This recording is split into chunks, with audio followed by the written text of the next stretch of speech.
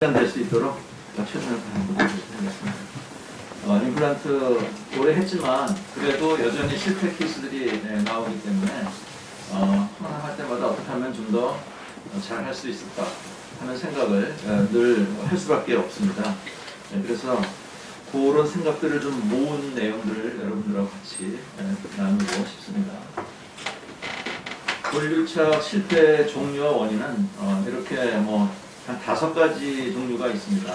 식립이 안 된 경우, 식립 초기 실패, 식립 보철하려고 그러는데 안 된 경우, 보철까지 됐는데 얼마 있어 임플란트가 빠진 경우, 아니면 6개월가량 아무 일 없이 쓰다가 그 후에 빠지게 되는 그런 경우까지 있습니다. 제일 어려운 거가 저는 D4, D1이 제일 어렵고요. D4가 그다음 어려운 것 같아요. 그래서 D4 에서의 이제 실패, 그리고 이걸 어떻게 극복하느냐 하는 문제를 가지고 좀 나누도록 하겠습니다. D4 골조직에서의 실패의 원인은 무엇보다도 이제 경조직이 부족해서, 그래서 힐링이 끝나도 절대적인 골 경조직이 부족하기 때문에 이제 충분히 골밀착이 안 되는 경우라고 생각이 됩니다. 그래서 이런 경우 새로 생기는 뼈가 가장 많이 생길 수 있도록, 그리고 어떻게 하든지 있는 뼈를 이렇게 압박을 해서 그 골 밀도를 높이는, 또는 골 이식까지 해가면서 그래도 실패가 많이 나오는 경우가 이제 D4입니다. 근데 저 같은 경우는 이제 여러 가지 술식을 다 하지만 근본적으로는 뼈하고 잘 붙는 임플란트, 잘 붙는 표면을 가진 임플란트를 써야 성공률이 높다, 이렇게 생각을 해서 모든 노력을 다 이렇게 할 필요가 있습니다. 케이스를 가지고 말씀을 드리겠습니다. 2번 SLA 임플란트 2번 실패를 하고요. 거기에서 이제 나중에 HF 임플란트를 성공을 하는 경우인데, 저렇게 통증이 있어서 왔는데 파노라마에서는 뭔지 잘 모르겠어요. CT를 찍어보니까 이렇게 앱세스가 되어 있고, 그걸 발치한 다음에 힐링이 되고, 그 다음에 거기에 덴티움 스폴라인을 식입을 해서 튼튼한 오스레 인티그레이션이 됐습니다. 7번도 불편해서 빼면서 8번도 빼고, 그 다음에 기다렸다가 60, 직경 60짜리 임플란트를 심었는데 안이 거의 비어 있어서 사이너스를 훅 들어가가지고 저렇게 해서 겨우 빼내고, 또 기다렸다가 또 직경 7mm짜리 슈퍼라인을 또 식립을 했는데, 이렇게 하고도 4개월인가를 기다렸습니다만 결국 모빌리티가 감지가 돼서 성공하지 못하고 그 임플란트를 제거한 다음에, 그 다음에 또 기다리고 나서 HA 코팅 임플란트를 식립하고 최종적으로 성공을 하게 되었습니다. 근데 이것은 SLA 제조회사의 제조의 문제가 아니라 SLA 표면이 가지는 한계성 때문에 이렇게밖에 될 수가 없다고 생각이 되고요. 사실 여기서 보면은 이거는 이제 골지를 가리지 않고 그렇게 다 D1에서 D4까지 HA 코팅 임플란트는 다 성공률이 높기 때문에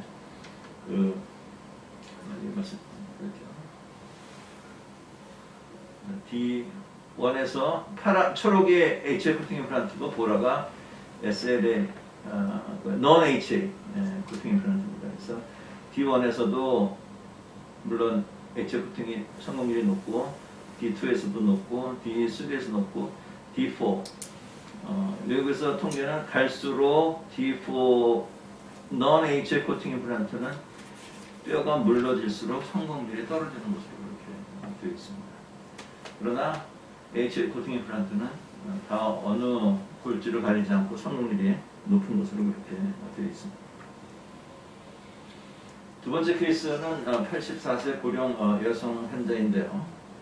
이 환자는 상하 우측에 이런 모빌리티, 오래된 브릿지가 있어서 이제 발치를 하고요. 그다음에 여기에 레이저도 물론 썼습니다. 그리고 2개월 후에 식립을 저렇게 하고, 7번 자리는 뼈가 너무 물러서 식립을 할 수가 없었습니다. 그래서 좀 시간이 지난 다음에 다시 2개월 지나서 7번 자리에 식립을 하는데 역시 뼈가 거의 없어서 발치와에는 저렇게 뒤쪽으로 튜브레스 뒤쪽으로 좀 기울여서 심었습니다만 아주 그래도 고정력이 아주 거의 감지되기 어려울 정도였습니다. 그래서 이제 요 7번짜리 거는 이제 제거를 해야 되겠구나, 실패됐구나. 그래서 제거하기로 하고 환자한테 설명하고 다 했는데 여름에 코로나 사태 그래서 환자가 잘 오지를 못했어요. 그리고 이 더운 여름이 다 지나가가지고 10월 달이 됐습니다. 10월 달이 돼서 오셨길래 아이고 그동안 괜찮으셨어요. 좀 이제는 제거를 하셔야 되겠습니다. 라고 환자분이 앉으셨는데 보니까 그게 다 옷소리 들게 돼 있어요. 심지어 ISQ 체크에서 80 이라는 숫자가 나올 정도로 골류착이 저렇게 실제로 흔들리던 거였습니다. 근데 몇 개월을 가만 놔뒀는데 ISQ 80이 되게 이렇게 골류착이 바로 되어버렸습니다. 이런 임플란트라면은 잘만 활용한다면 좋은 결과를 많이 갖고 올 수 있겠죠. 그래서 다 이렇게 해서 도처를 다한테 마무리했습니다. 하악도 물론 이렇게 했고요. 하악은 50일 만에 완성했고. 그래서 이런 케이스에 있어서도 D4 케이스에 이 성공률 높게 이렇게 HA 코팅 임플란트는 결과를 가져올 수가 있습니다. 그래서 과연 정말 이런 논문들과 다른 의사 선생님들의 그 발표가 실제로 임상에 적용을 해보니까 그렇게 되는 것을 확인을 했습니다. 그 다음에 남자 당뇨 환자 77세 고령의 환자인데요. 여기에 보냐면은 D5가 나옵니다. D5는 D4보다도 더 골질이 없는 완전 허당 케이스입니다. 완전 허당 그런 케이스인데 이 환자 이렇게 발치 전 엑스레이는 여기 들어있지 않는데 여기 보시면 이제 요 30번대를 주의 깊게 보시면 좋겠습니다. 그래서 있던 브릿지를 제거를 해서 5번 자리와 7번 자리에는 발치와 그리고 가운데는 파닝이 있던 자리가 있는데 여기는 골질이 좀 강하고요. 그 다음에 이런 데는 골질이 상당히 좀 이제 힐링 중에 있습니다. 제가 제일 좋아하는 임플란트 수술은 발치하고 나서 한 보름 정도 수고치인 경우, 대구치인 경우는 가능한 한 보름에서 한 달 사이에 어떻게든지 식립을 하는 거를 저는 제일 선호를 하는데 왜 그러냐면은 그 발치하고 나서 그 골조직이 막 치유되고 있는 중입니다. 치유되고 있는 중에는 뭐냐면 혈관 증식이 활발하고 혈액순환이 활발한 그런 그 상황인 거죠. 발치와가 힐링되고 있는 중입니다. 네, 저희가 다들 아시는 대로 임플란트는 뼈 속에 임플란트가 식립이 되고 난 다음에 그 임플란트가 그 자리에서 골류착이 되기 위해서는 신생골 형성이 활발하게 일어나야 새로 만들어진 뼈가 임플란트를 꽉 붙잡아야 임플란트의 성공률이 높은 것이죠. 그래서 새로 생긴 뼈가 임플란트를 꽉 붙잡으려면은 일단 혈관 분포가 좋은데 심어야 뼈가 잘 생기고 또 빨리도 되고 많이도 생겨서 확실한 골류착에 도착을 할 수가 있게 되는 거죠. 그래서 이런 발치하고 나서 얼마 안 된 경우는 정말 잘 붙고 정말 성공률이 높은 거죠. 그래서 이 환자는 당뇨도 있고 또 멀티플 케이스고 해서 이제 가이드를 써서 수술을 했습니다. 수술을 했는데 이런 식으로 이렇게 했었죠. 여기는 발치와 자리고 여기는 파닉이 있던 오래있던 자리입니다. 그런데 이게 가이드지만 이제 저도 아직 테크닉 모자라서 가운데 이제 저렇게 됐어요. 근데 사실 가이드도 정확하게 잘 쓰지 않으면 그 결과가 그렇게 꼭 잘 써야 되는 거죠. 그런데 가운데 오히려 뼈가 단단했던 곳에 얘가 과열로 인해서 이제 아마 실패가 됐습니다. 그래서 2달이 지난 다음에 임플란트를 결국 제거할 수밖에 없었어요. 물론 아까 말씀드린 대로 이렇게 발치한 지 얼마 안 된 자리는 아주 튼튼하게 잘 그렇게 힐링이 지속이 되고 있었죠. 그래서 이 부분을 이제 어떻게 해야 되나 하나 더 식립을 해야 되겠는데 하면서 당시 제거한 날은 너무나 당황한 나머지 제가 이거를 제거하면서 다른 환자들 제거하면서 그 환자의 컴플레인을 제거하기 위해 그냥 이 임플란트만 제거하고 안에 있는 유가조직 같은 걸 완전히 다 제거하지 못했어요.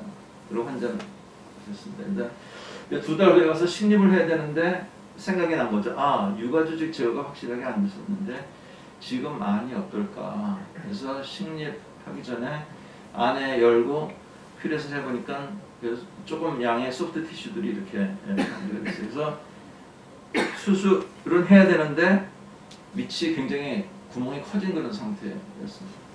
그래서 이 상태에서 이제 식립을 하면서 이 초기 고정을 얻을 자리가 밑이 허당이기 때문에 초기 고정은 이 입구에서 어떻게 살살 얻어야 되는 그런 상황이었죠.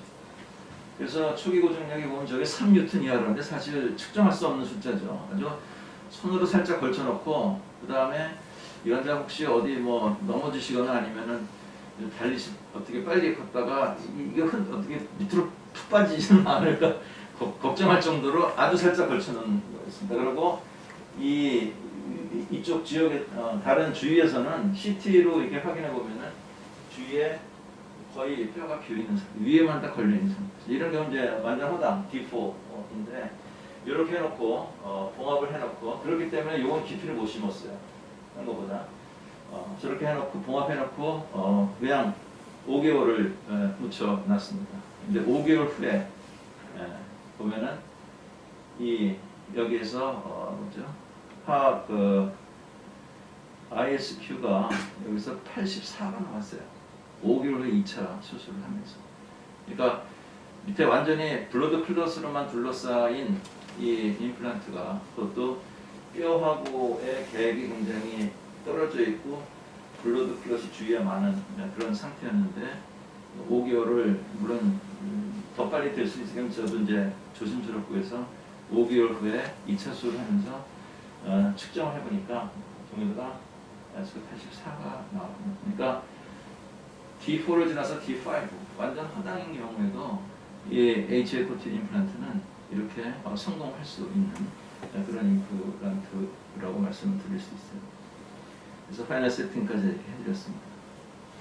그래서 이 D4 실패해서 D4에서 실패한 것은 극복하는 건 경조직에 어떻게 하든지 그 확장을 하든지 뭐 요즘 뭐 덴사바를 쓴다든지 뭐 고리직도 거기에 있는지 여러 가지 노력을 해서 가능한 경조직의 양을 늘리고 그 다음에 또 있는 똑같은 조건이라면 뼈가 잘 생겨서 잘 결합할 수 있는 그러한 그 조건을 만드는 임플란트를 선택한다면 저희가 최고의 결과를 가져올 수 있는 그런 그 조건을 만들 수 있지 않나 이렇게 생각이 됩니다.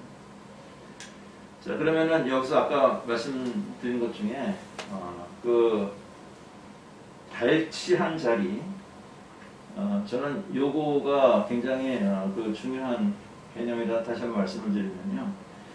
여기 보면은 임플란트를 제거한 자리가 완전 허당인데 또는 그 전에 발치한 자리 임플란트를 심었는데 왜 이게 이렇게 성공이 되느냐. 아까 말씀드린 대로 임플란트 식립할 때 골질의 분류는 칼미시 선생님이 제안한 대로 D1에서 D4까지 골 밀도에 따라 경조직에 따라서 구분을 하셨는데 사실은 제가 아까 말씀드린 대로 임플란트 식립 후에 예후는 경조직이 얼마나 많았냐 적었냐보다도 식립 당시에 그 조직이 얼마나 조직이 활성도가 있느냐 얼마나 조직이 활력이 있느냐에 따라서 식립한 임플란트 예후가 결정이 된다고. 그러니까 발치한 자리에 2주 지나서 심는 임플란트는 뭐 실패하기가 아주 어려운 그런 것 조건인 거죠. 혈류가 굉장히 저하적이기 때문에. 그래서 이 생각을 하고 저희들이 임플란트를 한다면은 좀 더 성공률을 높일 수 있는 그런 그 임플란트 시술을 할 수 있지 않나 이렇게 생각이 됩니다. 아마 여기에서도 완전 허당 블러드로만 차 있는 데서도 새로운 그 티슈들이 거기서 이제 그 가골 이런 것들이 생기면서 얼마나 많은 혈관들이 발달했겠어요. 그러니까 거기에서 충분히 또 새로운 그 뼈가 신생골이 생겨서 또 H의 표면 임플란트에 부탁이 되게 됩니다.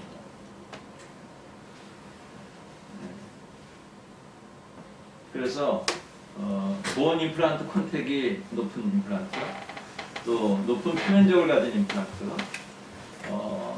저희가 SLA 임플란트의 평균 거칠기 값은 보통 2.1 내지 2.5로 이렇게 알고 있고 최소한 저 정도는 돼야 되는 걸로 알고 있고, 그 다음에 거기에 HA 코팅을 하는 경우는 HA 코팅은 이제 매끈한 머신드 서피스에 하는 것이 아니라 표면을 거칠게 해놓고 거기에 이제 또 HA를 쓰는 것이라 같은 뭐 4.0 길이 10mm짜리의 임플란트에서 보면은 HA 코팅 임플란트는 SLA 임플란트보다 표면적이 그렇죠?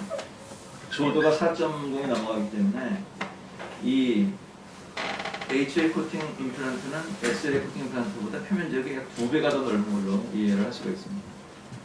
표면적이 2배가 넓어요. 페리 임플란트 서피스가 표면적이 2배가 넘으면서 지금 여기 이 골 접촉 면적을 보면 지금 저 까만 것이 이 회색 중간 회색보다 지금 더 많은 양으로 접촉하고 있는 것을 볼 수가 있습니다. 그래서 SLA 똑같은 4.0의 10mm 임플란트 하더라도 표면적에 2배가 차이가 있고 2배가 차이가 있는데 SLA 서피스는 60% 약간 넘는 평균적으로 접촉을 하고 있는데 2배 넓은 HA 임플란트는 거기서 80%가 넘는 면적에 접촉을 하고 있다 보니까 이거는 비율로 따지면은 상당히 더 많은 뼈로 HA 임플란트를 둘러싸게 된다. 이렇게 말씀을 드릴 수가 있는 것입니다. 그래서 지금 단순히 60% 80% 비례라 이거에 곱하기 2를 해야 HA 임플란트 서피스의 접촉 면적이 되게 되는 것이죠. 그만큼 이 HA 코팅 임플란트는 저는 여기 왼쪽 뒤에서 내려가는데 초록색이어야 되는데 어서 오세요. 보통 D4 골드 중에서 임플란트를 심었다 그러면은 왼쪽처럼 이 그래프는 저희들이 많이 있거든요. D4이기 때문에 초기 고정력이 많이 없어요. 그렇지만 그 고정 뼈는 내려가고 그다음에 신생골이 SLA에서 이렇게 저기 신생골이 생기는 속도보다는 HA 코팅 임플란트에서 신생골이 생기는 속도가 2배가 빠르기 때문에 급격히 신생골이 생겨버리고 뭐 이건 어차피 SL이나 HA나 똑같이 초기 고정력에 기여했던 뼈들은 이제 줄어들게 되겠죠. 그러면 이걸 합쳐보면은 HA 코팅 임플란트는 요만큼 여기 요 정도로 가야 되는데 여기서부터 이렇게 해서 이거와 함께 같이 급격하게 신생골 형성이 되는 것이죠. 그러나 SL에서는 이제 그렇게 되지를 못하고 나중에 돼도 SL에는 좀 낮은 뼈가 형성이 되지 않는 거죠. 그럼 이제 D4 내지 D5에 대한 말씀을 이제 마무리하고 D1 가장 치밀한 골조직에서 실패한 중내와 극복에 대해서 말씀드리도록 하겠습니다. 아까 제가 말씀드린 기초 심으려고 하는 자리에 피가 얼마나 잘 돌고 있느냐 이걸 항상 기준으로 생각을 해본다면 D1이라고 하는 뼈는 일단 혈액순환이 별로 없는 데죠. 피돌기가 별로 없는 데죠. 그러니까 상당히 신생골 형성이 잘 안 되는 뼈다 이렇게 생각합니다. 그리고 기존의 뼈가 단단하기 때문에 강하게 고정을 할 수 있지만 초기의 고정에 기여한 뼈들은 다 없어지는 거로 되기 때문에 자 D1에서 빡빡하게 심었다. 그러면 초기 고정에 기여한 뼈는 다 없어버리고 혈관은 없기 때문에 신생골은 잘 안 생긴다. 그러면 이게 실패밖에 할 수 없는 거죠. 그래서 D1분에서 임플란트 고정을 절대로 강하게 하면 안 되는 이유가 뼈는 잘 안 생기면서 있던 뼈는 다 없어지기 때문에. 그래서 이런 뼈에서는 이런 혈관 분포가 적고 뼈가 잘 안 생기고 그 다음에 또 압력이 발생하면 쉽게 컴프레션 네크로시스가 생기기 시작합니다. 약간 부드러운 뼈는 약간 강해지면 뼈가 밀리면서 물러나기 때문에 압력을 많이 받지 않지만 단단한 뼈는 조금만 고정해도 뒤로 물러날 여유가 없기 때문에 표면에 압력을 많이 받거든요. 그래서 D원본에서는 절대로 압력 줘서 최고점을 높여서 수술하면 안 되는 이유가 있습니다. 그리고 혈액 순환을 높이기 하기 위해서는 뭐죠? 수술 전에 미리 레이저라든지 또 LED 이런 LLLT 치료를 하면은 일단 혈액 순환을 가능한 한 더 좋게 해놓은 상태에서 수술을 할 수가 있습니다. 그리고 이왕이면은 같은 조건이면은 혈관 증식에 관여하는 HA 코팅이 되어 있는 임플란트 쓰는 게 아주 없는 피에서도 혈관을 만들 수가 있고. 자, 여기 나중에 논문 소개를 해드리겠지만 HA 코팅 표면은 인체에 들어가고 나서 그 주위의 뼈에 HA가 이렇게 녹아 들어가면서 거기에 신생 혈관 형성에 기여한다는 논문이 2016년도 더 셀에서 발표를 했습니다. 그래서 추가 보철물에 HA 코팅된 임플란트는 본래 삽입되면 그 주위에 혈관 증식을 먼저 일으킵니다. 혈관 증식이 먼저 일어나면은 그 다음에 신생골 형성을 위한 많은 영양분들이 공급되기 때문에 훨씬 더 좋은 조건에서 분리척이 일어나게 되겠죠. 네, 그리고 이 손으로만 식립할 수 있을 정도의 그 와동을 크게 가지고 헐겁게 넣어서 그 먼저 있던 뼈 중에 그 로스가 되는 걸 최대한으로 방지를 하고 거의 손으로만 식립할 수 있을 정도로 넓게 이렇게 하면 되겠습니다. 그리고 레이저 역시 도움이 되고요.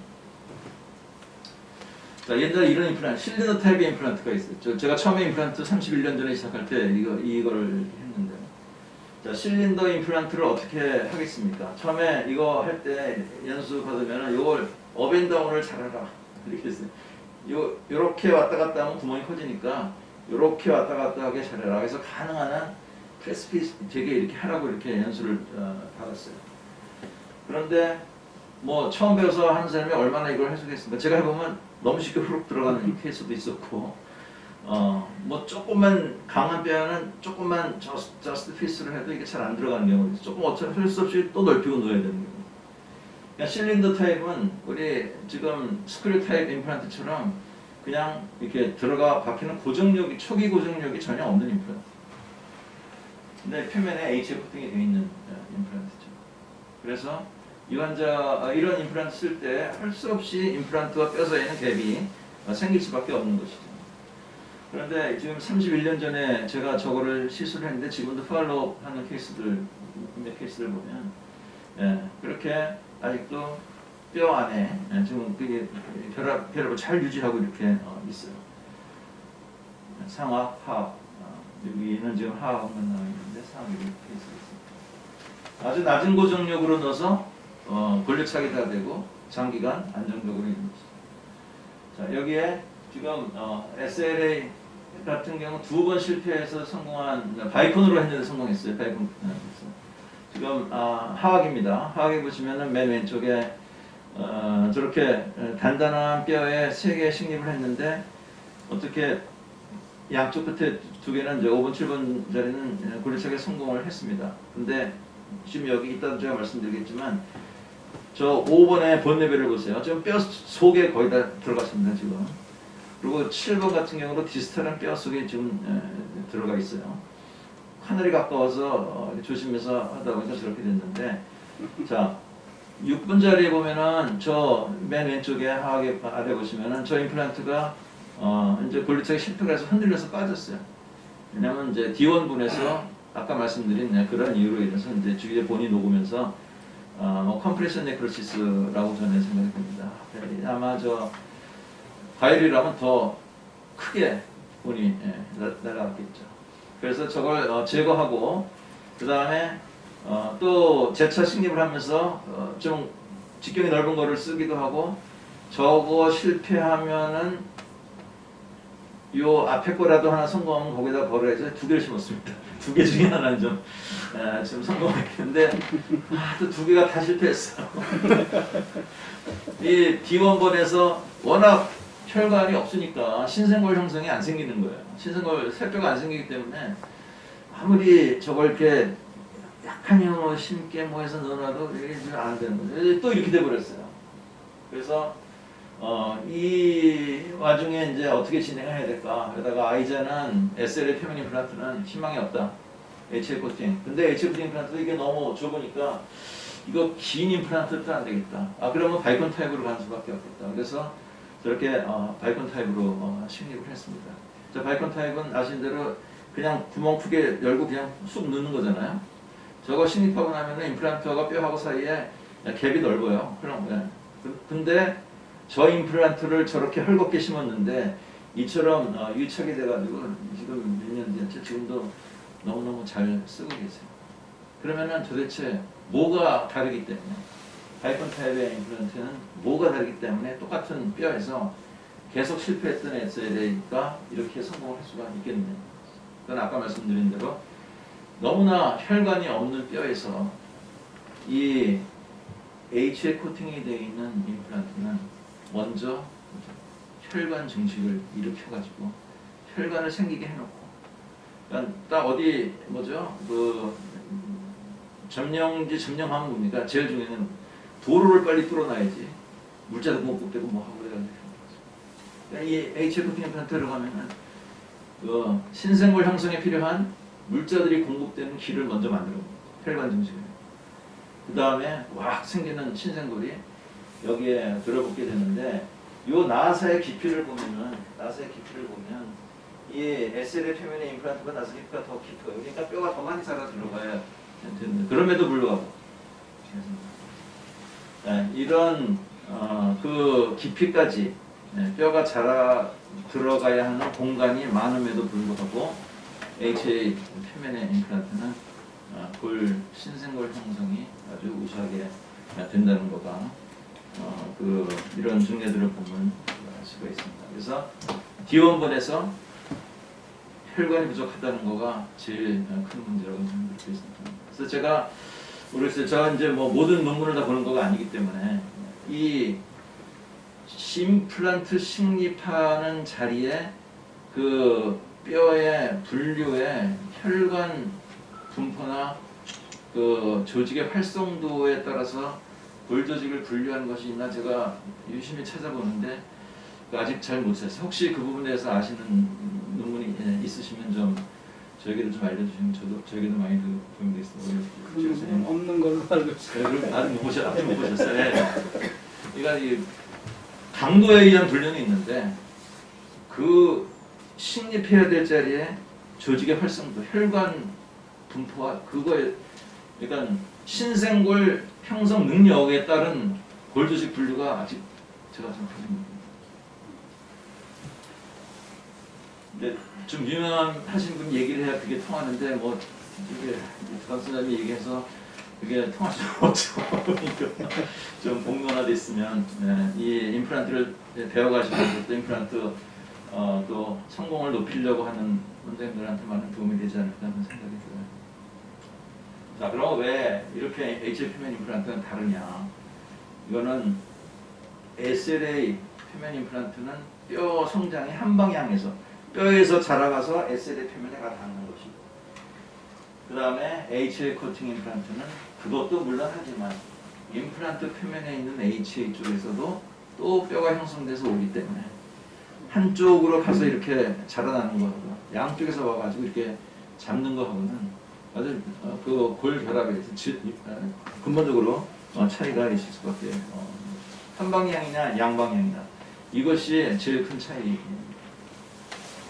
자, 그래서 이제 이렇게 아까 실패한 케이스 또 극복하는 케이스도 보여드렸지만 또 하나 좀 봐드리면은 위원자는 이제 이렇게 쭉 제가 좀 해드리고 이 하악의 자연치아 발치하면서 임플란트로 넘어가는 케이스입니다.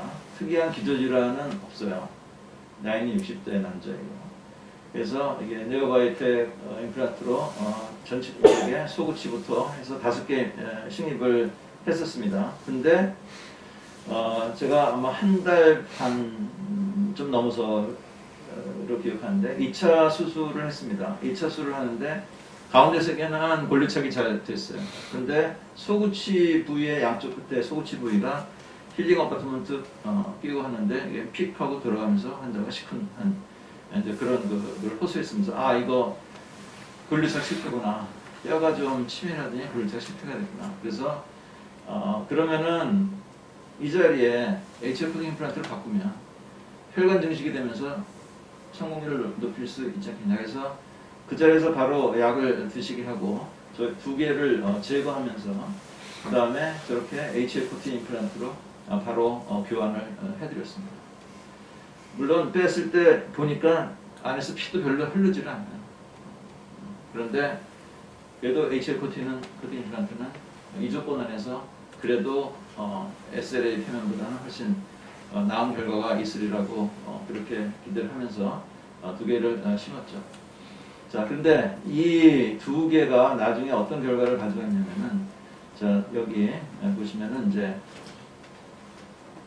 1월 21일이에요. 1월 21일. 근데 이거 교환해서 신고 난 다음에 3월 3일이 됐습니다. 그러니까 그죠? 41일 만에 실패한 자리에 즉시로 바로 심은 자리에서 임플란트가 ISQ가 73과 67이 나왔어요. 권리차가 물론이고 저런 그 측정값이 나왔습니다. 그래서 실패한 자리에 SL 임플란트가 실패한 자리에 바로 HA 같은 임플란트를 신입해서 성공 이렇게 해드렸습니다. 자, 왜 D1인 경우에는 SL 임플란트는 실패하냐? 아까 말씀드린 내용이 다 여기 있습니다. 그래서 여기 보면은 이제 사실 뭐죠? SLA 임플란트, 표면 임플란트는 D1번에서 성공하기가 굉장히 어려운 임플란트라 이렇게 말씀드릴 수밖에 없어요. 칼미시 책에 보면은 D1에서 HA 코팅도 요즘에 칼미시는 아주 그 나사선에 딱 맞게 이 암나사를 형성을 해서 수술 시에 태핑을 잘 해가지고 그 태핑한 자리에 그대로 임플란트가 잘 들어가 끼도록 하는 그 수술법을 제안을 합니다. 물론 그렇게 할 수 있겠죠. 그렇게 할 수 있는데 저는 한국 사람들의 교합력이 그게 견뎌낼 수 있겠나 하는 그 의구심을 갖고 있어요. 아무리 그래도 이 임플란트와 뼈하고의 인티그레이션이 되어 있지 않고는 한국 사람들의 음식 습관을 견뎌낼 수가 없다고 생각해요. 그래서 저는 D1분에서는 사실 SLA는 어떻게 해도 안 되고 D1분에서는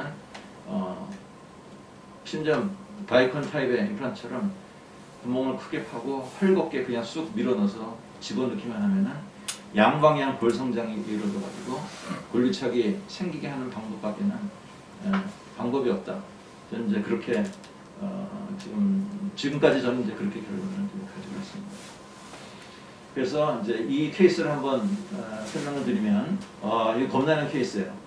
여기 보면 이제 너무 오랫동안 염증을 하면서 뼈가 저렇게 단단해졌죠. 그래서 제가 이 환자분을 딱 뵙는 순간에 물론 HF 코팅 임플란트 해야 되지만 이 환자는 좀 겁이 난다. 이 뼈 속에 혈관이 얼마나 있겠습니까, 정말. 그 작은 혈관 가지고 어떻게 임플란트를 힐링을 해서 골리착을 일으킬 수가 있겠습니까? 그래서 저 발치를 하고요. 얼마나 걸려서 발치화가 힐링이 되는지 이제 관찰하기 시작을 했습니다. 9월, 11월, 그 다음에 이제 해를 넘겨서 1월에 와가지고 4개월 지나서 소견이 들었습니다. 굉장히 발치와 힐링이 느리게 진행이 되고 있는데 이 정도 속도면 힐링은 되니까 유착 능력이 강한 임플란트를 심으면 될 수 있겠다. 이런 그 판단을 하고 HF 임플란트를 식립을 했습니다. 식립할 때 말씀드린 대로 아주 헐겁게 그래서 이 지금 4.5 직경의 임플란트를 심었는데 그 수술 세트 안에 있는 5.0 드릴 한 단계 높은 드릴까지 드릴을 하고 그 다음에 손으로만 약하게 초기 고정을 이렇게 했는데 실제로 해보면은요 5.0 회사마다 차이가 있지만 5.0 식립하기 위한 드릴이 되게 직경에 한 4.8 뭐 이렇게 7, 8인가 이렇게 되죠 아마. 근데 그 드릴로 하고 여기 4.5 이렇게 집어넣으면은 이 굉장히 빡빡한 경우도 있어요. 그래서 이게 굉장히 정말 저항이 강한 편은 저는 5.0 드릴로 하면서도 약간 무식하게 약간 트위스트를 이렇게 해서 약간 더 헐겁게 5.0 드릴 하면서 약간 이렇게 축을 흔들어 가지고 약간 더 크게 하고 그 다음에 한 단계 나서 4.5 이걸 돌려끼기도 하고 어떤 때는 약간 훅 들어가기도 하고 이렇게 합니다. 초기 고정 아무 의미가 없어요. D1번에서는 그렇게 해서 묻어두면 그러면 안에서 뼈가 생기게 되어 있습니다. 양방향 먼저 혈관을 증식시키고 그 다음에 양방향 골성장을 하면서 강한 골결합이 이루어지게 되어 있습니다. 그래서 요 지금 수술 후 한 달이 됐는데 저렇게 치밀한 골 주위에 컴프레션 네크로시스가 일어나지 않고 주위를 하얀 뼈가 치밀하게 잘 감싸고 있고 아마 제 생각에 저 스크류와 사이의 검은 곳 안에서는 아직 이렇게 미네랄리제이션이 일어나지 않았지만 골 증식이 돼서 들어가고 있는 상태라고 이렇게 판단을 했습니다. 그래서 나중에 이렇게 수술 후 4개월 만에 돌다리도 두들겨가면서 이 아이스큐 측정값이 80이다 넘는 거를 확인하고 이제 보초를 했습니다. 그래서 이 더군다나 또 깊게 심었습니다. 깊게 심은 임플란트 플랫폼 위로 저렇게 골 조직이 타고 올라가서 임플란트 위까지 감싸는 그런 영상을 보여주고 있습니다. 자, D1 골 조직 임플란트 치료 과정은 이렇게 절대로 저렇게 빡빡한 데서 압력 발생하면 안 되고요. 흡수돼 버리고 아까 말씀드린 얘기죠. 최소한의 압력을 발생시키면서만 고정하는 손으로 하는 힘이 대개 한 10N 정도로 저희들이 얘기를 하죠. 그래서 그 정도 힘으로만 고정하고 더 이상 측방 아래 절대로 더 발생하면 컴프레션 네크로시스 오기가 아주 딱 좋은 뼈입니다. 그리고 같은 말씀이고요. 죄송합니다. 그 다음에 이제는 그렇게 집어넣은 공간에서 뼈가 생겨서 이제 양방향 성장해서 달라붙게 된 것이죠. 그래서 왼쪽은 SLA 표면 또는 RBM 표면 임플란트로서 식립 직후에 뼈와 임플란트 사이에 생기는 거기 오스에 뼈가 생겨서 뼈와 임플란트가 이제 결합이 되는데 이거는 이제 오세오 인티그레이션이라고 저희들이 보통하고 그 다음에 이렇게 표면에 어떤 생체 적합 물질이 있어서 결합된 경우 바이오 인티그레이션. 그래서 칼슘과 인의 그 작용이 중요하다. 바이오 인티그레이션이라는 오세오 인티그레이션과는 다른 그런 개념의 골결합니다. 이게 이제 아까 말씀드린 2010년도 셀 논문에서 요 칼슘 포스페이스가 혈관 증식을 도모한다는 것이 보고된 D1에서는 그럼 이 우리가 그래프를 보면 어떻게 되냐? D1에서 뭐 초기 고정력을 높여서 이렇게 할 수는 있어요. 그러나 보시면 신생골 형성이 너무나 느리기 때문에 뭐 어떻게 성공한다 하더라도 최종적으로 뼈 임플란트를 둘러싸고 있는 뼈의 양과 질이 HA 코팅을 둘러싸는 뼈의 양과 질과 질적으로 차이납니다. 똑같이 심을 수 있어요. 그러나 똑같이 심다 하더라도 그 밑에서는 경고성이 다른 것이죠. 그러니까 저는 이걸 왜 아까 임플란트 실패 5가지 종류가 있다고 말씀드렸는데 식립 후 보철 치료가 끝난 다 씹기 시작을 했는데 6개월, 1년 된 다음에 임플란트가 훌쩍 빠지는 겁니다. 심지어는 4년, 5년 지나서 식립하다 그냥 임플란트가 툭 빠지는 경우가 있습니다. 그것은 뭐냐면은 이 임플란트와 뼈와의 씹을 수는 있는데 결합은 약하기 때문입니다. 씹는 힘을 겨우 견디고 있는 중이었죠. 철봉을 매달리긴 다 매달렸는데 튼튼하게 잡고 있는 사람이 있고 힘이 없어서 겨우겨우 잡고 있다가 한 6개월 지나서 1년 지났는데 힘이 없어가지고 철봉을 놓치면은 임플란트가 빠지게 됩니다. 그와 같이 임플란트가 힐링이 돼서 씹기 시작을 했는데 그러면 이제 우리는 안심이다 성공했다 그러지만 그러나 볼유착의 퀄리티가 어느 정도냐에 따라서 6개월 후에도 빠질 수도 있고 1년 후에도 빠질 수도 있고 심지어는 5년 지나서도 빠진 케이스들이 논문에 그 보고가 되고 있습니다. 그래서 볼유착의 퀄리티를 최대한으로 높이는 것이 우리의 그 성공을 높이는 방법이라고 생각합니다. 그래서 골질을 가리지 않고 HFT 임플란트는 성공률이 다 높은 것 다시 강조해도 지나치지가 않습니다. 이 말씀은 뭐냐면요. 초보 선생님들에게 이 임플란트가 굉장히 접근하기 좋다는 실력이 많이 경험이 없는 분들이 그저 이거를 7개만 심어놓으면 거의 대부분 다 성공한다 이렇게 생각하시면 되는 임플란트. 그리고 저는 임플란트의 식립 깊이가 굉장히 저는 중요하다고 생각하기 됩니다. 식립 깊이는 깊이 심어놓은 임플란트 치고 나중에 문제되는 경우들이 뭐 거의 없다고 보시면 됩니다. 그래서 이제 이렇게 왼쪽에 발치 즉시 제가 이렇게 발치를 보고 나중에 이런 걸 생각이 심한데 좀 부족했어요. 저렇게 뭐 노출이 되고 염증은 오면서 환자가 불편해서 결국 다 제거하고 나중에 심을 때 저렇게 아주 그냥 깊이 뼛속으로 그냥 깊이 넣어버렸습니다. 아주 뭐 여태까지 안정적으로 다 이렇게 잘 깊이 심는 거는 아무리 강조해도 지나치지 않는다 생각이 듭니다. 임플란트를 뼛속으로 깊게 심으면 이거는 바이오로직 위드스가 이렇게 여기서부터 임플란트가 심은 깊이까지가 바이오로직 위드스가 되기 때문에 깊이 심을수록 이 바이오로직 위드스는 넓어져서 훨씬 더 안정적으로 될 수밖에 없는 것이죠. 임플란트 주위염 발생 가능성이 그만큼 낮아집니다. 그러면은 깊이 심는 거의 장점은 그것 이외에 또 무슨 장점이 있냐?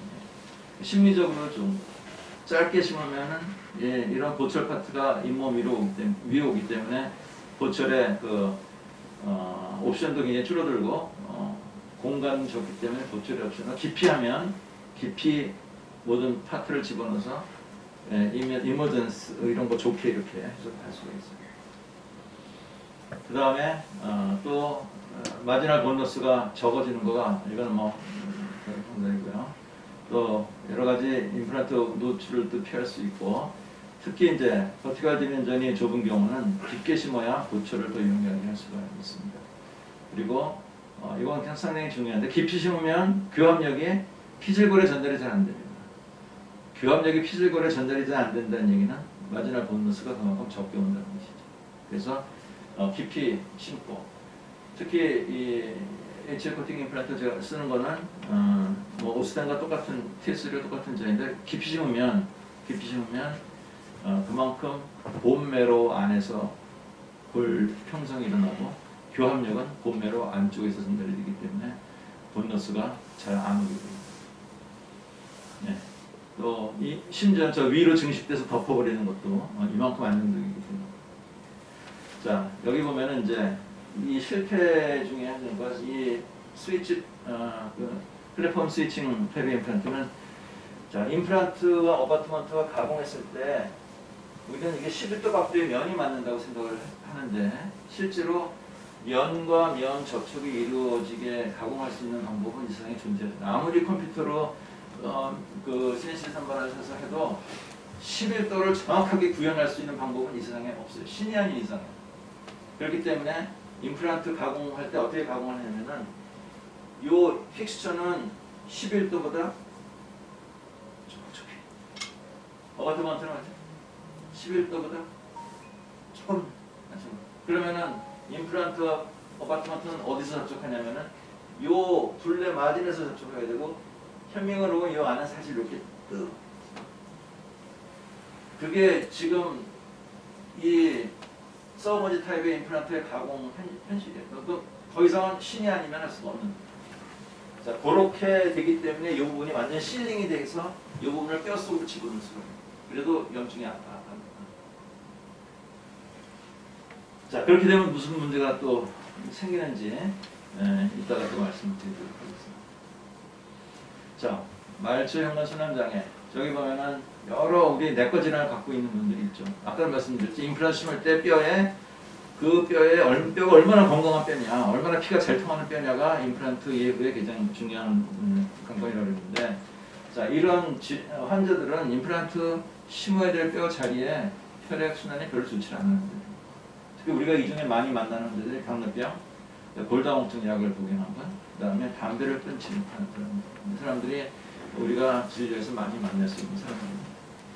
그래서 당뇨는 뭐 여러 이렇게 보면 모세혈관 순환 장애, 그 다음에 면역 세포와 산소 공급이 조직에 잘 공급이 안 돼서 염증에 대한 또 힐링도 느려지고 뼈 생성도 느려지고, 그 다음에 이것이 바로 뭐냐면은 임플란트가 붙기는 붙었는데 약하게 밖에 붙잡을 수 없는 상황이기 때문에 6개월 1년 후에 쓰다가 임플란트가 탈락될 수 있는 가능성이 충분히 있는 사람들이 이런 질환들이 있는 사람들. 왜냐하면 임플란트를 약한 힘으로 철봉을 겨우 붙잡고 있듯이 겨우 분리착을 시켰기 때문에 이런 환자들은 실패가 더 많이 올 수가 있습니다. 그래서 똑같은 조건이라면 좀 세게 붙잡을 수 있는 임플란트를 심는 것이 결과가 좋겠죠. 세게 붙잡을 수 있는 것은 아까 말씀드린 양방향 성장을 하는 그런 지금 임플란트가 뼈가 더 강하게 붙을 수 있도록. 당뇨병 환자 실제 증례를 이렇게 말씀드리면, 뭐 이렇게 발치된 자리인데, 뭐 여기에 먼저 미리 이런 거 쪼여가지고 혈액순환을 좀 좋게 하고 항생제 드시게 하고 식립하고. 근데 여기 보면은 이제 논문에 HA 코팅된 임플란트는 일반 넌 HA 코팅 임플란트보다 당뇨 환자에서 성공률이 13.2%가 더 높다라는 논문이 실제로 있습니다. 그러니까 13.2는 사실 적은 거가 아니에요. 그래서 당뇨 환자, 그리고 다른 아까 내과 질환들이 있는 환자들은 여기에 준해서 다 얘기했어요. 왜냐하면 그만큼 조직의 활성도가 떨어져 있기 때문에. 그 다음에 뭐 부정통 이렇게 다 레이저하고, 그래서 깊게 심은 거 염증 가능성을 최소한 줄이기 위해서 깊게 심었고, 그래서 여기 이제 이렇게 이런 보철물을 해서 이렇게 치료를 꺼냈습니다. 자, 상당히 무서운 소식이 하나 있는데, 이게 지금 17년도 이야기예요. 계약과 다른 임플란트 시술을 해서 감염을 초래해가지고 폐혈증이 와서 뇌망경까지, 그리고 다른 병원에 빨리 리포를 해야 되는 의무까지도 하지 않은 치과 의사가 당한 일인데, 여기 피고는 2억 3,900만 원을 배상하라고 이렇게 판결이 났어요. 여기서 뭐냐면 당뇨 환자라는 걸 알면서도 혈당 조절과 이런 거에서 무관심했고, 그 다음에 우리 보통 네이버에요. 당뇨 임플란트 이렇게 보면 거기에 다 나오면 당뇨 환자 조절되면 일반 환자와 똑같이 시술할 수 있다는 뭐 그런 문구도 있고, 굉장히 당뇨에 대해서 가볍게 생각하는 경향들이 아직 많이 있어요. 근데 똑같이 시술하더라도 의사가 해야 될 주의를 한 거하고 안 한 거하고는 혹시 법적 문제가 생기더라도 자기를 보호할 수 있는 그런 것들이 될 수가 있다는 거죠. 이 주의를 기울입니다. 그래서 이런 내용들이 경종을 울리고 하는 내용들인데, 그러면 당뇨병 환자는 어떻게 하면 되겠는가? 제가 16가지의 수칙을 만들었어요. 그래서 요거 내용들을 쓰지 마시고, 이 내용들은 이게 전체가 아니라 중요한 내용들은 글자들은 제가 PDF 파일을 해가지고 이메일이나 카톡 남겨주시면 제가 내용들은 다 보내드릴게요. 여기서는 이해만 하시고 쓰시느라고 너무 그렇게 하지 마세요. 그래서 여기에 이렇게 이거 하나하나씩 다 볼 겁니다. 또 이렇게 해서 16개. 그 중에 노란 것들은 좀 중요한 것들 이렇게 16가지 해보면, 이게 혈당, 여기 보면은 당화 혈색소가 중요한데 10 정도까지는 우리가 수술할 수 있는 범위로 볼 수 있어요. 그리고 평균 혈당 240까지. 그 다음에 항생제 복용하는 건 아주 중요한 거고요. 그 다음에 클로렉시딘, 이것은 성공률을 다 높일 수 있는 방법입니다. 그리고 스트레스를 감소시키기 위해서 꼭 오전에 수술하는 거, 뭐 환자 컨디션이 좋을 때 하는 거 중요하고요. 그 다음에 출혈 최소화하고 창성부위 최소화하기 위해서 최소 심습, 또 무절개 또는 디지털 가이드에서 작은 외상을 가지고 그 다음에 또 저속으로 삭제함으로 외상을 적게 하는 방법으로 하는 거가 좋다. 저속 삭제는 뭐 어떤 장점이 있냐면은 과열도 방지되고 그 임플란트가 이제 나중에 싹 집어넣을 때 그 이제 이리게이션이 없기 때문에 순수한 혈액과 접촉하는 임플란트 식립을 가능할 수 있고 또 하다 보면 눈금이 잘 보여서 얼마큼 들어간지도 잘 확인이 되고 또 물이 없으면은 목으로 넘어가는 거 없기 때문에 환자가 굉장히 편하게 수술을 받게 이렇게 할 수가 있습니다. 저는 환자 한 명 수술할 때마다 제가 갖고 있는 목표가 뭐냐면 이 환자가 나에게 치료받고 감동을 받아서 이 환자가 반드시 주위에 있는 사람 한 분을 모시고 오게 하자. 이게 한 분 한 분 제가 대할 때마다 그 기울이는 노력. 저는 사실 뭐 다들 하신 일고 다 모르는데 뭐가 차이 어떻게 하는지 거기서라도 차이를 좀 내서 이렇게 하려고 하는데요. 좀 어차피 우리 죄송한 말씀입니다. 우리 다 언제든 다 저희도 병원 경영하고 병원하니까 경영에 대한 말씀 안 드릴 수가 없는데 제가 코로나가 시작이 되기 직전에 HIV 임플란트를 써서 지금 제가 거의 99%가 이걸 하고 있는데 아까 같은 노력 있죠. 더 간절하니까 이제 한 분마다 말 한마디도 더 하고 설명도 더 하고 이렇게 이분이 반드시 꼭 가족이나 친구를 모시고 올 수 있게 그렇게 하는데 저희가 코로나 지금 2020년 병원 규모가 2019년보다 더 성장했어요. 그러니까 환자분들은요 좋은 데를 찾아요. 좋은 데 찾기 때문에 저희가 좋게 하면 환자들은 오게 돼 있다고 이렇게 생각합니다. 그래서 이제 본치 체험하고 작은 외상 있고 이렇게. 그다음에 저혈당이 술증 올 수가 있는데 그때 주스라든지 설탕, 사탕 같은 거 이런 거 해서 막 떨고 이럴 때 좀 그다음에 높은 BIC 갖는 거. 자, 당뇨동물에서는 BIC가 똑같은 임플란트 심어도 당뇨동물은 뼈가 잘 안 생긴다. 결국 그겁니다. 그러니까 잘생기는 임플란트를 심으면 그만큼 보상이 될 수 있습니다. 그래서 아까 이거 말씀드렸습니다. 그 다음에 당뇨 환자의 정액시는 14.2% 이것도 아까 말씀드렸고요. 아까 이렇게 양방향 성장을 하는 거가 이렇게 양방향이죠. SLA, HF. 자, 이거 실제로 HF 코팅된 그 임플란트, 고외 굴리착 소견인데 저렇게 디자인 있는 거를 심어서 D4, 근데 제가 좀 무리하게 심리 50일 만에 그 2차 수술을 했어요. 상하에서. 근데 처음엔 괜찮다가 나중에 우리 이철 원장님이 보철 진행하다가 이게 약한 거를 수술한 사람은 알지만 이제 보철을 하시면 잘 모르잖아요. 그러니까 어떻게 힘을 넣는데 픽하고 그래서 이제 빠져나왔어요. 그래서 이거를 제가 사진 촬영을 다 했는데 요 위에 여기는 RBM입니다. 조도가 SLA보다도 높은 RBM이고 여기는 HL 코팅된 여기에 뼈가 생긴 거 보세요.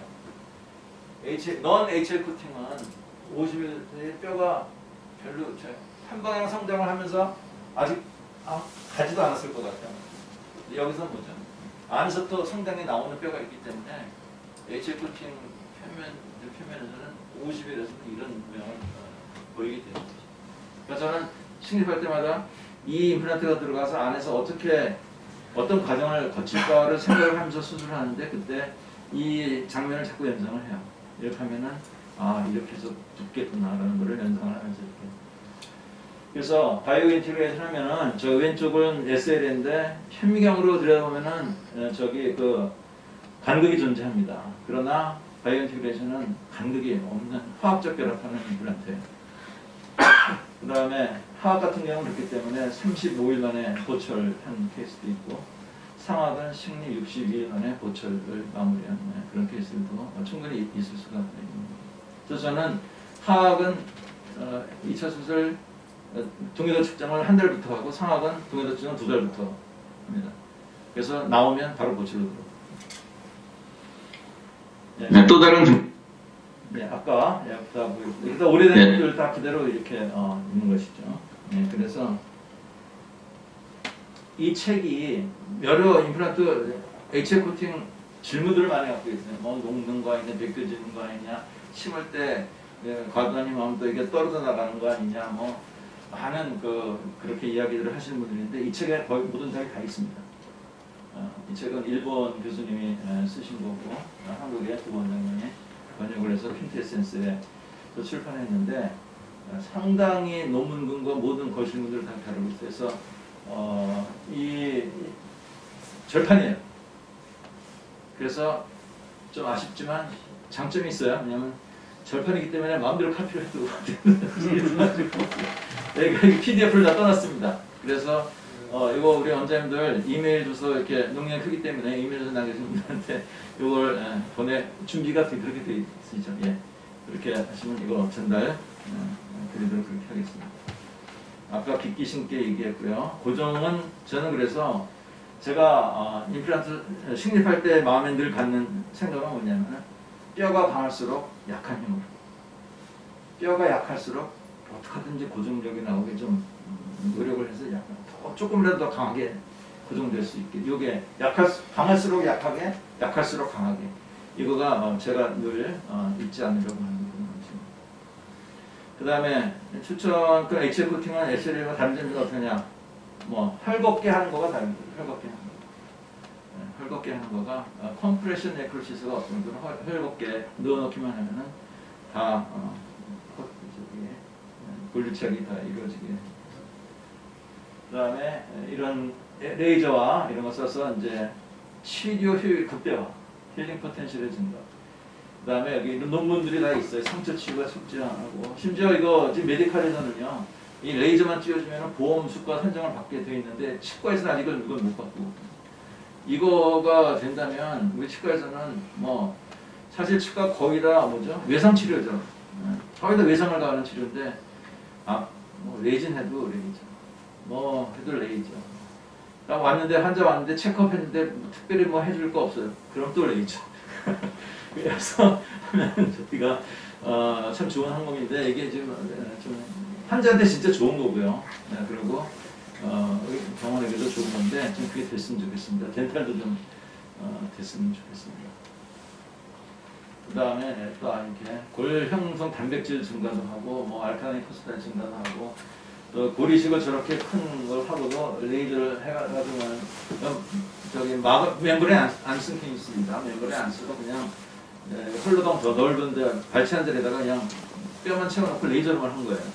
그래서 이 중년은 뭐 10년 넘는 중년인데 그걸 다 이렇게 해서 앞에 다 쓰고 있습니다.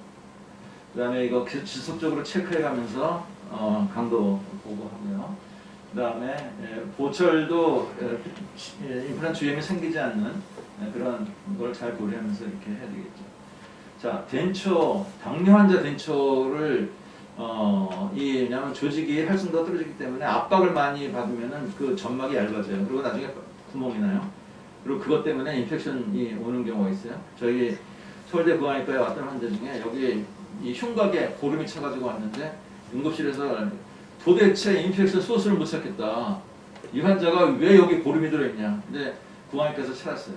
덴초에 의해서 압박의 점막이 뚫어져가지고 거기서 인펙션 돼가지고 여기 링컨 하이웨이를 타고 메디아스틴까지. 그래서 그런 경우가 실제 있기 때문에 그 덴초 당뇨 환자 덴초는 좀 팔로우를 잘 하셔야 돼요.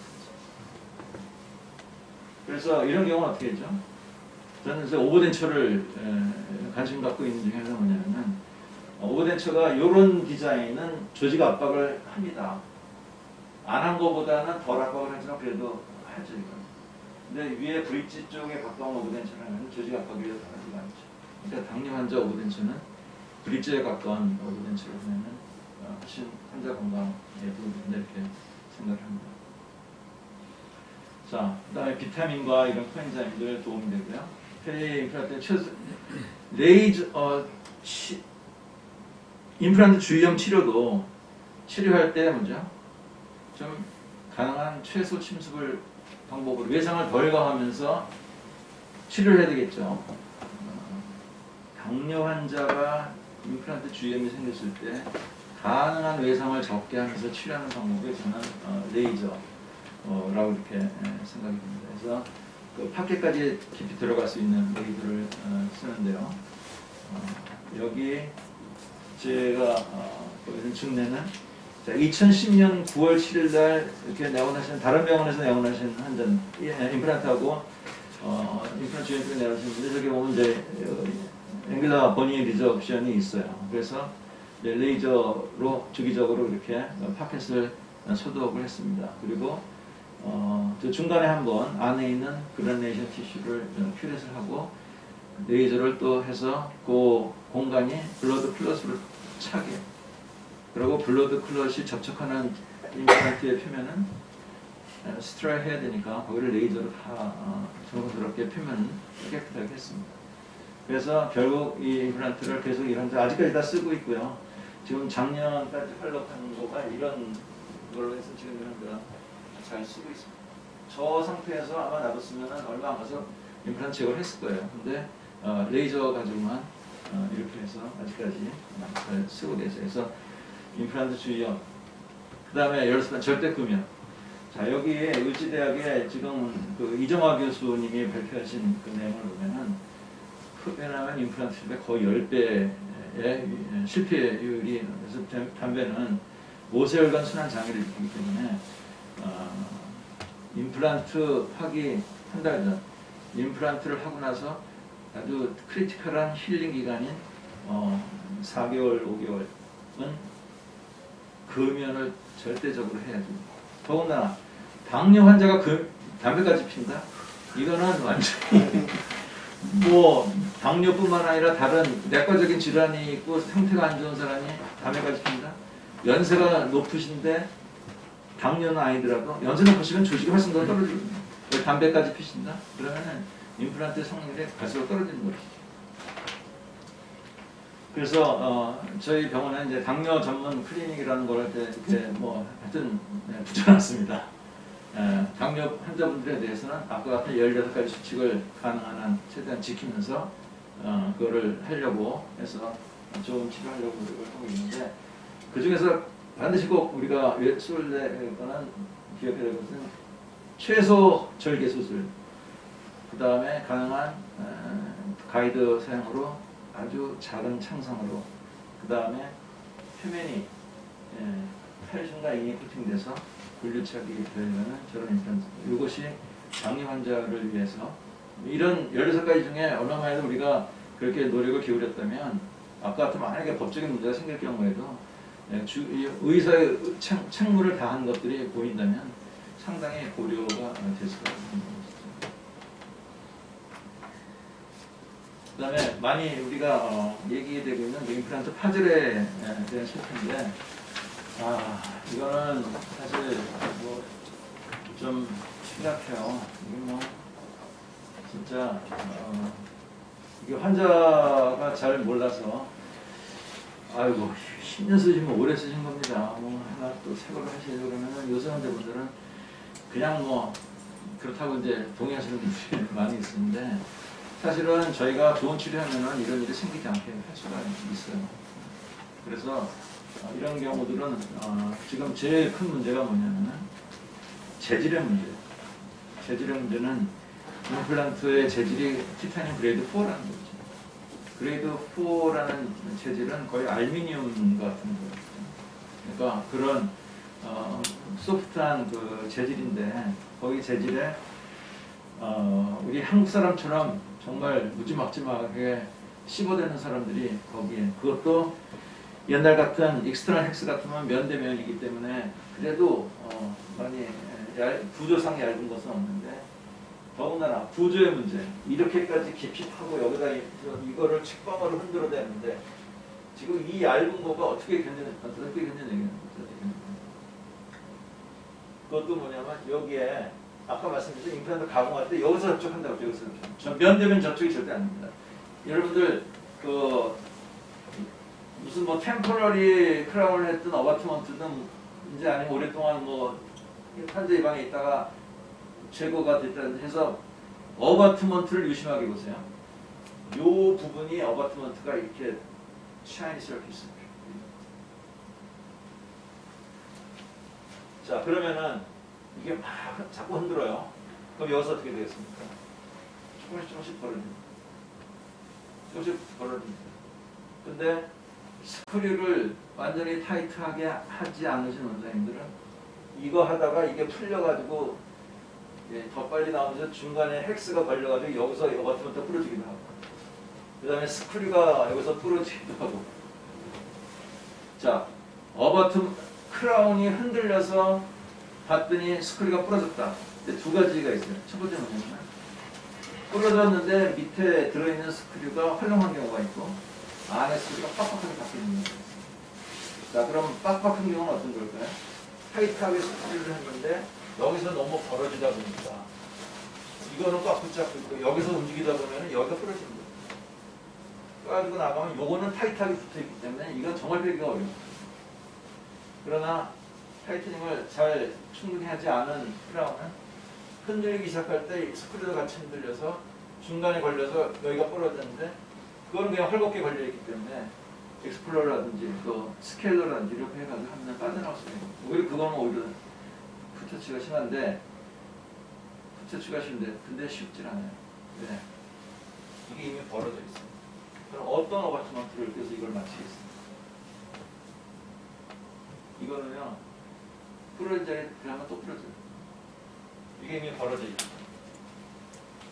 이게 지금 이런 그 인터널 그 아스트라 타입의 임플란트의 약점이건데 더군다나 이걸 좀 재질이 약한 거가 한국 사람한테 좀 큰 문제예요. 저는 이 직경 5mm 임플란트에서도 파절은 안 됐지만 이렇게 돼가지고 스크류가 부러져서 안에 꽉 박힌 케이스가 많지는 않지만 좀 있어가지고 정말 골치고 이거 할 수 없어요. 픽서 제거할 수밖에 없어요. 그레이드 4 임플란트는 측방압이 굉장히 약했죠. 그래서 지금 이런 걸 쓰려면 사실 뭐냐면 측방압이 가지 않도록 어떻게 도처럼 설계를 잘 해야 돼. 꼭 멀티플립 경우에만 이렇게 한다든지. 싱글인데 이 크라운이 긴 경우 있죠. 보온 레벨이 낮아서. 그런데 4.0짜리 SLA 표면 임플란트 그레이드 4짜리 하나 심어놓고 긴 어바트먼트에 크라운을 했다. 이거는 그냥 쥐고 흔들기 때문에 여기서 금방 벌어집니다. 그러니까 그 여러 가지 이 어떤 일이 생길까에 대한 거 고려했는데 그레이드 4 임플란트 재질이 제일 큰 문제라고 이렇게 생각합니다. 자, 그럼 어떻게 이거를 배치해서 해놓냐? 재질을 강한 걸 쓰면 되는 거죠. 재질을 강한 거 쓰면은 그레이드 5 우리 쓰는 임플란트 모든 회사들이 어바트먼트는 다 그레이드 5이고 픽스처는 그레이드 4예요. 그레이드 5와 그레이드 4, 스크류는 그레이드 5. 자, 그리고 그 상태에서 그럼 픽스처까지 그레이드 5를 하면 훨씬 강하게 되지 않겠냐? 물론 그렇죠. 근데 그레이드 5는 SL의 표면을 못해요. 아무리 때려도 그만한 거칠기를 만들 수가 없어요. 그레이드 5에서 오스에 들어야 될 만한 거칠게 만들려면은 생산비가 너무 많이 들어요. 그러니까 지금 우리가 몇만 원에 사는 그 임플란트를 그레이드 5를 만들 방법이 없어요. 그게 지금 우리나라 임플란트 산업에 지금 그 딜레마고 우리 원장님들이 고스란히 또 안아야 되는 문제들이 바로 여기입니다. 그래서 그러면 재질을 강하게 하든지 아니면 구조를 바꿔서 이걸 갖다 두툼하게 하든지. 그래서 구조를 바꾸려면은 이따가 강의에서 우리 최동주 박사님이 설계하신 윙 임플란트 같은 거가 취약지구를 보강한 그런 임플란트가 돼요. 그 다음에 티슈 레벨의 임플란트는 올라와서 두껍게 만들기 때문에 그렇게 약하고, 그 다음에 또 고철 길이가 짧아지기 때문에 측방을 좀 덜 가게 할 수 있다는 그런 구조를 해결하는 방법들이 있죠. 같은 재질 안에서도. 그래서 이러한 그 임플란트 파절에 대한 대책은 저희들이 갖고 있어야 된다 이렇게 말씀드립니다.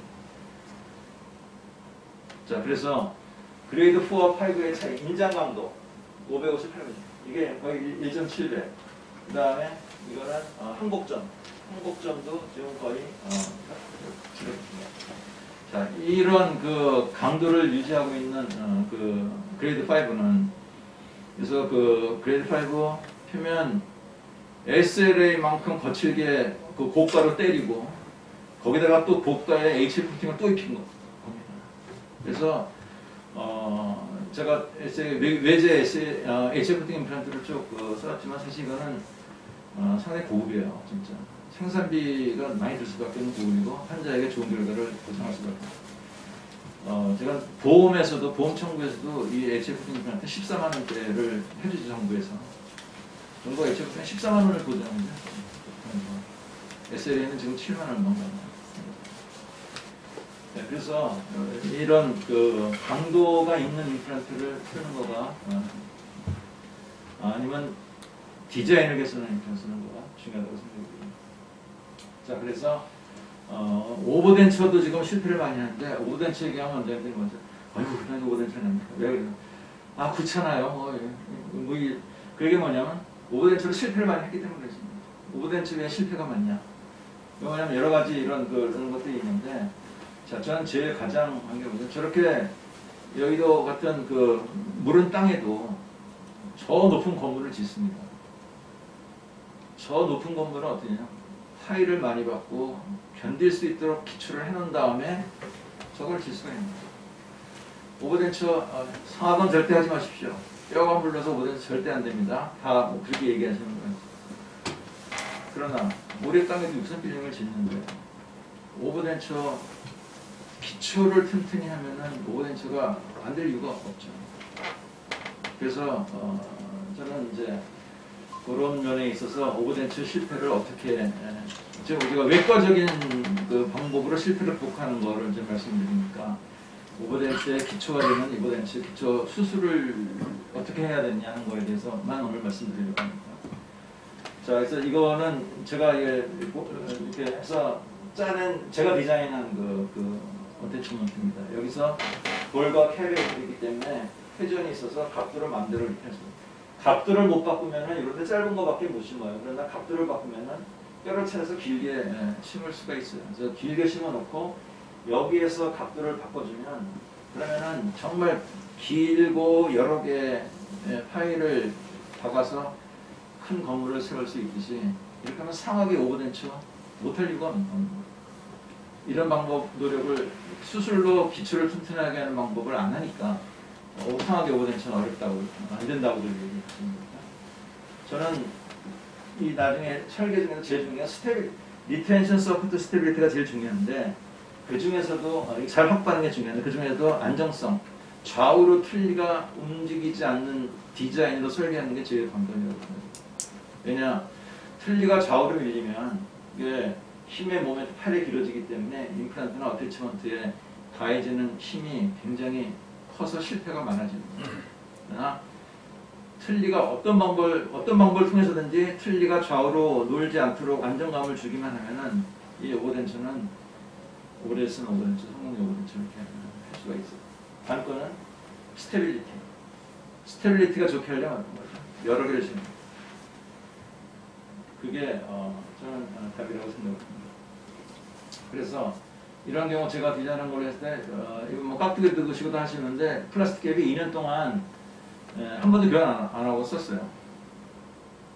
그래서 그것도 붙이부만 좀 헐거워서 붙이부를 바꿔드렸고 마지막 부분 5년 지난 엑스레이에서도 마지막 부분 쓰거든요. 물론 저렇게 뼈가 좋으니까 길게 심었고 다른 케이스도 뼈 없는 데면 사이너스 옆을 뭐 튜브로시티, 페라네잘 이런데 뼈를 찾아서 길게 깊게 이렇게 심어서 하고 있습니다.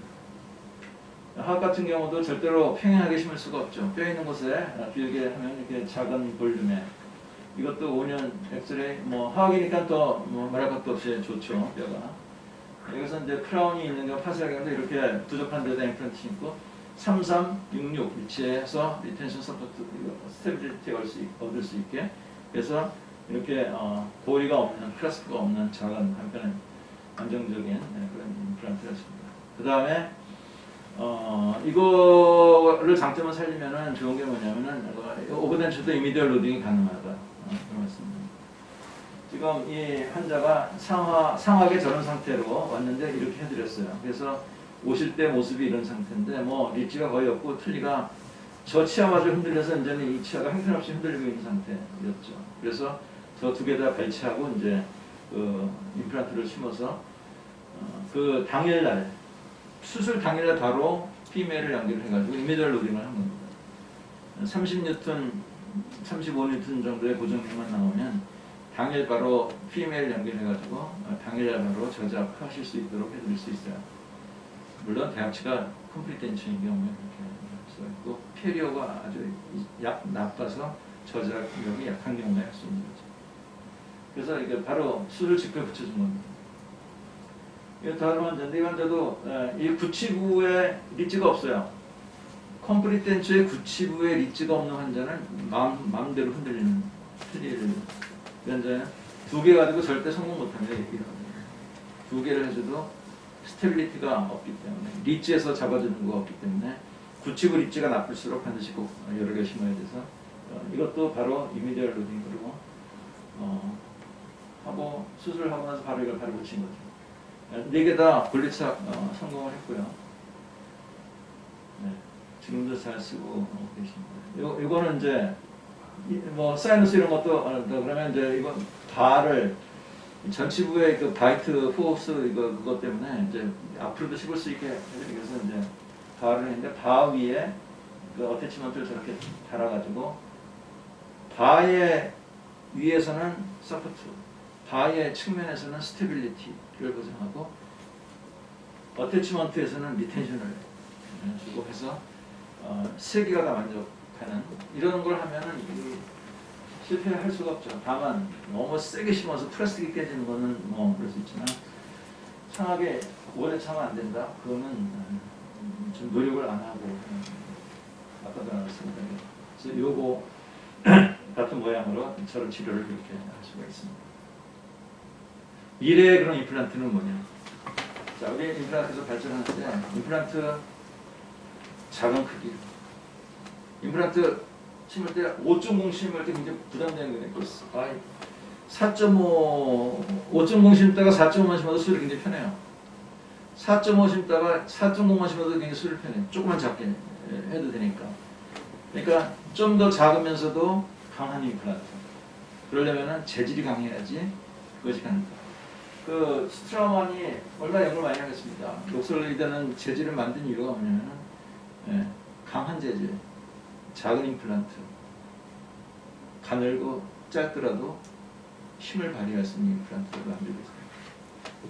지금 말씀드린 그레이드 5, 그 다음에 HA 코팅 임플란트, 이거는 바로 볼륨이 작으면서 재질 자체도 강하고 좀 강력한 표면까지 있는 그런 임플란트가 바로 지금 HA 코팅 임플란트입니다. 그래서 이거는 이제 미래가 원하는 임플란트 쪽으로 이미 벌써 준비가 된 그런 임플란트라고 생각합니다. 아까 말씀드렸죠. 너무나 잘 붙기 때문에 초보자들이 그저 빡빡하게만 심지 않으면 다 성공하는. 빡빡하게만 그냥 헐겁게 해서 쑥쑥 넣어놓기만 하면 다 성공하는 임플란트가 바로 HA. 바이코니 그런 임플란트. 헐겁게 해서 쑥 넣으면 다 성공하는 임플란트. 똑같은 재질의 똑같은 표면인데 헐겁게 해서 바로 집어넣어도 다 성공합니다. 자, 그래서 초보자 이렇게 요거가 제가 말씀드린 거고 내용들을 다시 한번 써머리가 보면은 이렇게 해놓고 그 다음에 힐링 어바트먼트를 끼지 않는다는 거. 힐링 어바트먼트가 혀에 닿으면요 혀를 밀고 그 다음에 음식에 닿고 실패율이 높은 그 실패가 된 임플란트는 힐링 어바트먼트를 수술 시에 낀 경우에 실패율이 높아요. 저는 절대로 힐링 어바트먼트를 수술 당일 안 낍니다. 헐겁게 씻고 그대로 그 플랫비스도 그냥 커버 스크린만 올려. 그 다음에 절개해야 되는 경우도 하고 넣고 그냥 봉합해 놓고 힐링 어바트먼트를 1차 수술했을 때 안 합니다. 그리고 레이저 쓰고 측정기 쓰고 해서 내과 질환 이후에 대한 판단과 이런 것들을 이렇게 해서 성공률을 높여요. 그 다음에 제가 아까 말씀드렸죠. 저는 어떻게 하든지 환자가 다른 사람을 소개하게 만들려고 최대한의 노력을 한다. 이게 진짜 굉장히 저에게는 중요한데. 그래서 제일 중요한 건 아프지 않다. 거의 같으니 아프지 않다. 이거가 환자들이 제일 지금 첫 번째로 꼽을 수 있는 거예요. 그래서 어떻게 안 아프게 수술하냐 이제 그 말씀드리면 자 수술의 통증의 원인은 뭐죠? 통증은 압박이 생기기 때문에 통증이 오는 거예요. 압박이 어떤 면 생기냐? 수술할 때 초기 고정력 때문에 생기는 압박, 그 다음에 부어서 하는 압박 두 가지가 있는데, 그 다음에 그런 거죠. 수술 후에 오는 부종이 이렇게 조직 압박하지 않게 하기 위해서는 뭐죠? 최소 심수법 혈곡계 심으면 일단 압박이 생기죠. 그 다음에 임플란트 그 약하게 고정하는 거, 그 다음에 맨 아래 보면 LLH 레이저 이렇게 써가지고 스웨링 되지 않고 바로 힐링으로 들어가요. 레이저를 쓰면은 조직이 부었다가 힐링으로 가는 거가 아니라 바로 3일 후에 나타나는 현상이 수술 직후부터 나타나서 힐링으로 들어가요. 그러니까 붓질 않기 때문에 압박 안에서 안 아프고 고정할 때 세게 고정하지 않기 때문에 압박 안에서 안 아프고, 이거가 지금 통증 환자한테 통증을 감소시킬 수 있는 수술법이라고 이렇게 생각해야 합니다. 장시간 동안 좀 피곤하시고 그럴 텐데 좋은 주말 시간에 이렇게 시간 내주셔서 대단히 감사합니다.